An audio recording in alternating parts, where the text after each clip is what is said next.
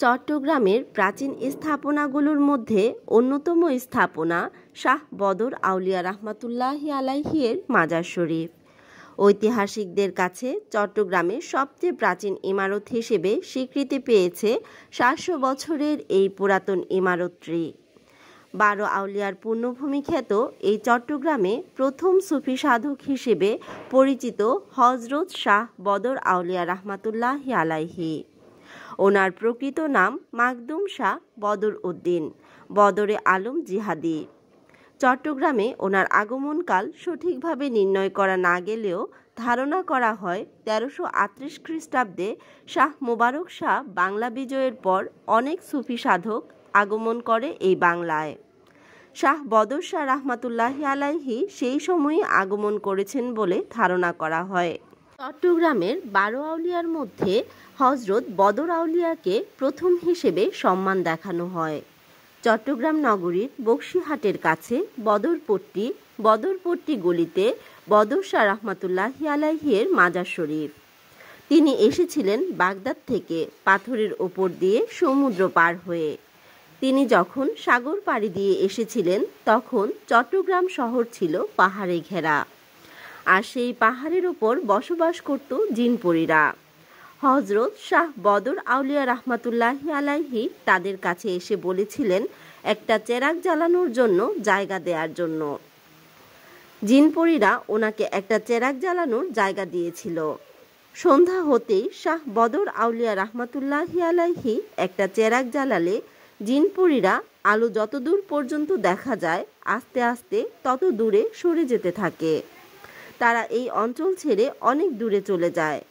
তারপর এই অঞ্চলের নাম রাখা হয় চাটগ্রাম বা চেরাগের গ্রাম। এর কিছুদিন পরেই হযরত বদর শাহ রহমাতুল্লাহি আলাইহি এর ভাগিনা মোহসেন আউলিয়া রহমাতুল্লাহি আলাইহি পাথরে ভেসে চট্টগ্রামে চলে আসেন।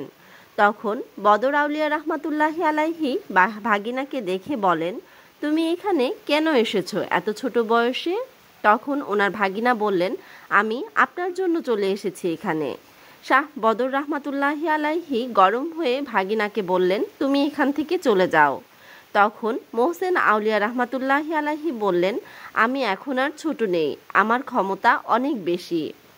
তখন মোহসেন আউলিয়া রহমাতুল্লাহি আলাইহি বদর আউলিয়া রহমাতুল্লাহি আলাইহিকে বললেন, যে আগে সাঁতার কেটে কর্ণফুলী নদী পার হয়ে সমুদ্রে পৌঁছাতে পারবে সেই চট্টগ্রামে থাকবে, আর যে পারবে না সে চলে যাবে।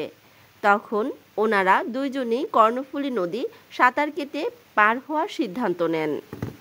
যখন ওনারা দুইজনেই সাঁতার কেটে কর্ণফুলী নদী পার হতে থাকেন তখন মোহসেন আউলিয়া রহমাতুল্লাহি আলাইহি দেখেন ওনার মামা বদর আউলিয়া রহমাতুল্লাহি আলাইহি সাঁতার কেটে অনেক আগে চলে গিয়েছে। তখন তিনি নদীর নিচ থেকে পাথরকে ডাকেন। তখন মোহসেন আউলিয়া পাথর ধরে সাঁতার কেটে এগিয়ে যেতে থাকেন। তখন মামা বদর শাহ রহমাতুল্লাহি আলাইহি তাকিয়ে দেখলেন ভাগিনা পাথর ধরে সাঁতার কেটে এগিয়ে যাচ্ছে। তখন তিনি বললেন, ভাগিনা তুমি কাজটা ঠিক করছো না। এটা বলে তিনি নিজের কোমর থেকে তলোয়ার বের করে মোহসেন আউলিয়া রহমাতুল্লাহি আলাইহির দিকে ছুঁড়ে মারলেন। মোহসেন আউলিয়া রহমাতুল্লাহি আলাইহি সেটাকে ধরে মাছ বানিয়ে ফেলেন, আর এটা থেকেই সৃষ্টি হয় ছুরি মাছের। আমরা সাগর ও নদীতে যে ছুরি মাছ দেখি তা বদর আউলিয়া রহমাতুল্লাহি আলাইহির তলোয়ার এবং বাবা মোহসেন আউলিয়া রহমাতুল্লাহি আলাইহির কেরামতি। যেমন করে হযরত শাহজালাল রহমাতুল্লাহি আলাইহি ও শাহপরান রহমাতুল্লাহি আলাইহির কেরামতিতে জালালি কবুতর সারা বিশ্বে এখনও বিদ্যমান, তেমনি ওনাদের ছুরি মাছও নদী ও সমুদ্রে বিদ্যমান।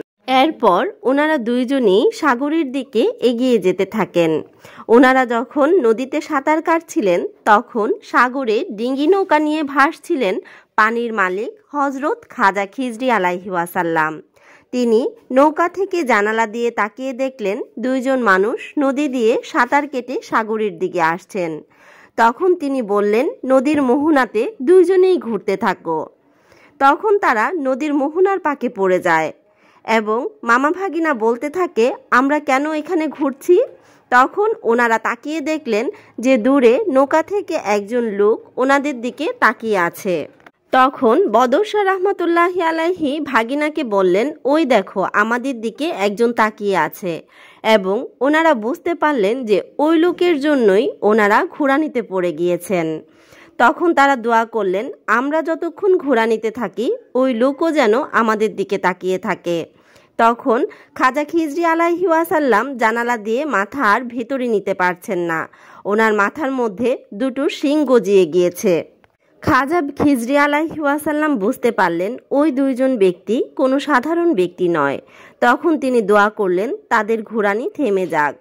ওনাদের ঘোড়ানি থেমে গেলে মামা ভাগিনা দোয়া করলেন, যিনি আমাদের দেখছেন তিনিও যেন মুক্ত হয়ে যান। ঘোড়ানি থেমে গেলে মামা ভাগিনা দুইজনই সমানভাবে সমুদ্রে প্রবেশ করলেন এবং পরে ওনারা দুইজনই চট্টগ্রামে রয়ে গেলেন।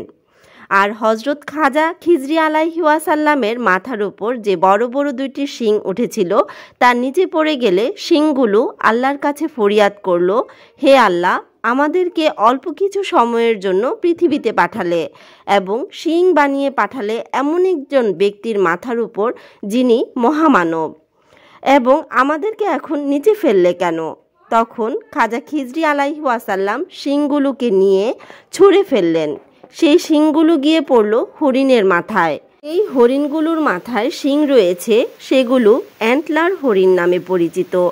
এগুলো সাধারণত পুরুষ হরিণের মাথায় রয়েছে।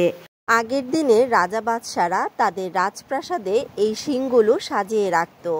এগুলো তাদের কাছে পূজনীয় ছিল, কারণ তারা এটা সম্পর্কে জানত। এগুলো আভিজাত্যেরও প্রতীক। বর্তমানে অনেকেই তাদের ঘরে এগুলো সাজিয়ে রাখলেও তারা এই শিংগুলো সম্পর্কে অবগত নয়।